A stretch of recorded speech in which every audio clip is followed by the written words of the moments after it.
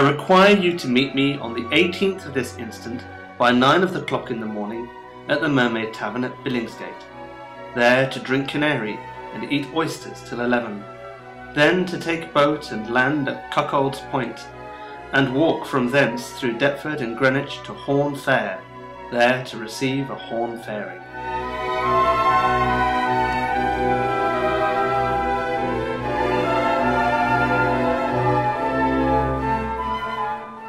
We were no sooner put off from the shore, but we were got into such an innumerable fleet of oars, scullers, barges, cockboats, bumboats, pinnaces, and yawls, some going, some coming, and all attacking each other.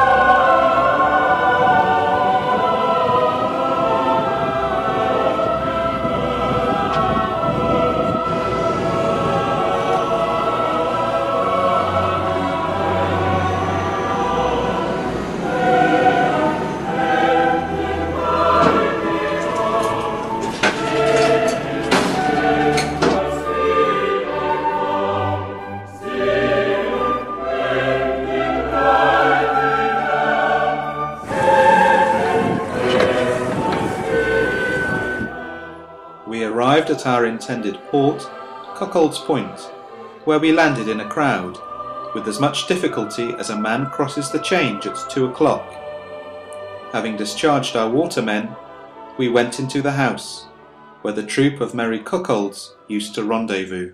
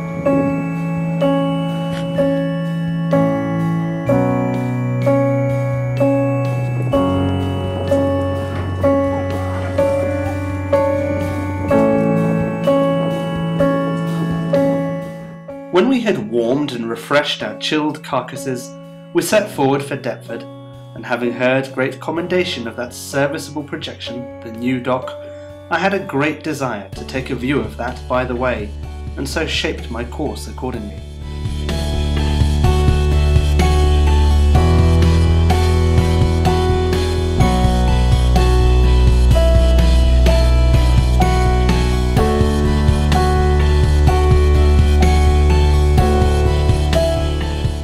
When we came about the middle of the dock, we were obliged either to return back and go a mile about, or else cross the top of the floodgates at the mouth of the dock. My mistress was much more ready to be at the pains than choose the danger. Upbraiding her with cowardice and giving her some words of encouragement, I at last chased away her effeminacy, and made her resolve to endanger the cooling of her lechery to oblige her gallants.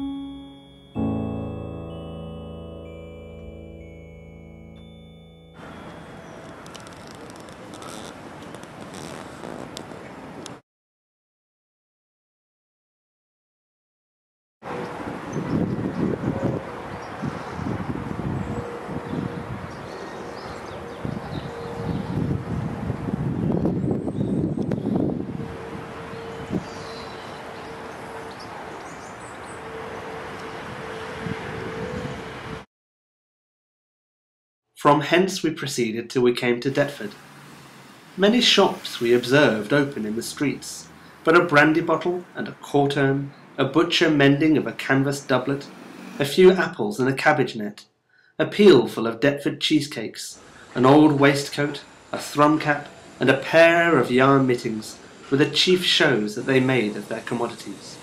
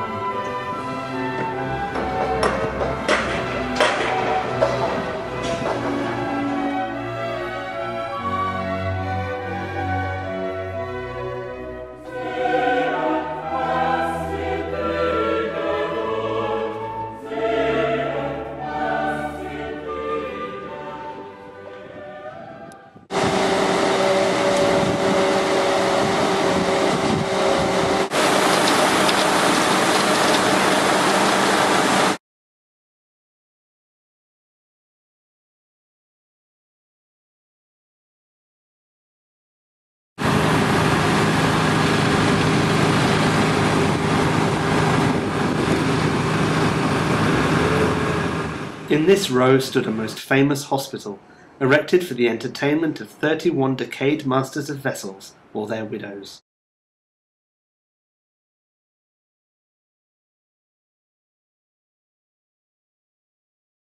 Our curiosity led us to take a turn into it, which we found very pleasant and commodious as to the building and situation. But when I inquired into the allowance, I found it so very small that it might rather be called Pinchgut College than an hospital for poor pensioners.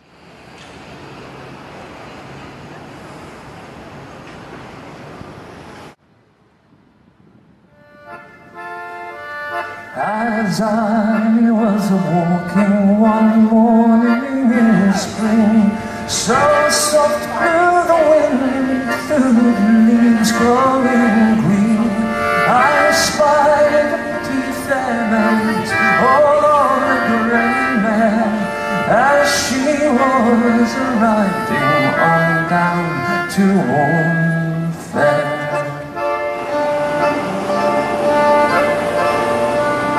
I asked this pretty fair maid for to let me ride. Oh no, for my mummy would sigh, and besides my old daddy would beat me for sure, and never let me ride on the grey mare no more.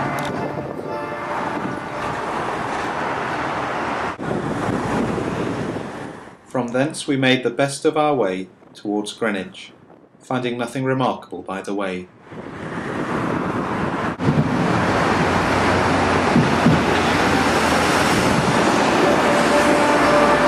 Oh, my pretty fair maid, how can you say so? For it is my intention home fair for to go. We will join the best of company when we do get there, with horns on our heads just as fine as our hair. They were the finest of horns that you ever did behold, the finest of horns and all gilded with gold. And so merrily to Warm Fair we did go, like jolliest couples and all in one row.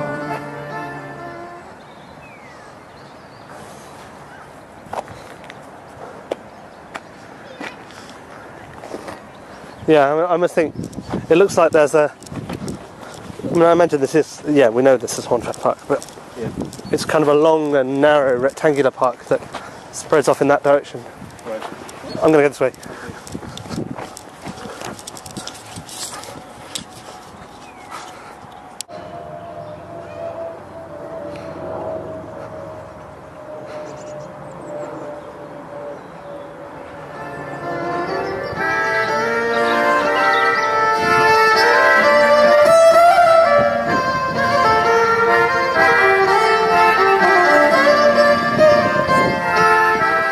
All that is sold at the fair of use are shoes, pattens and leather breeches. The rest are horn toys and fool's baubles. It is an annual rendezvous for the mob of London. Here are a great many thieves, but few that have anything to lose, and abundance of beggars, but few or none to relieve them. The fair seems to stand bounded between God and the devil.